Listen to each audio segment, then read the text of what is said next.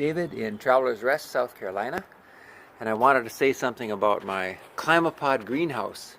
I put it together on a couple of sawhorses and 4x8s in the carport, and then I did some of it here, the windows and doors and so forth.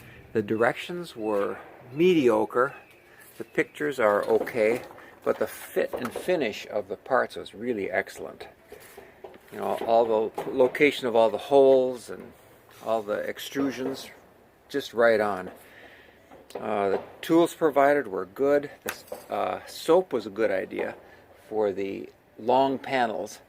They were fairly easy to slide in, but they were more easy to slide in with soap.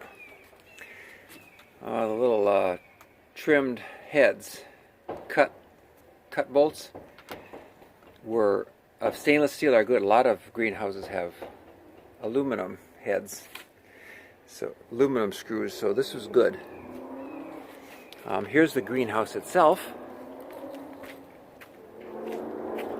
I poured a little pad in front of it. I poured concrete footer all the way around. Now this was a bit of work, and maybe not the best way,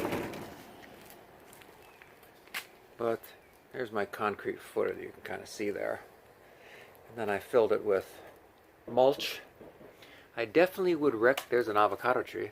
I definitely recommend all the bells and whistles. For instance, these automatic openers, which open at starting at maybe 75 and are fully open at 90 degrees, just to control temperature.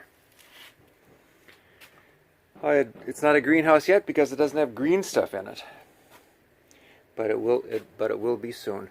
So, it went together, 1 or 2 people, 4 days or so. I worked with my wife, and you know that's a pretty hard thing to do, but with the instructions and the quality of the parts, we were able to work together pretty well. So that was a good success. So thank you, ClimaPod, and I would buy you again.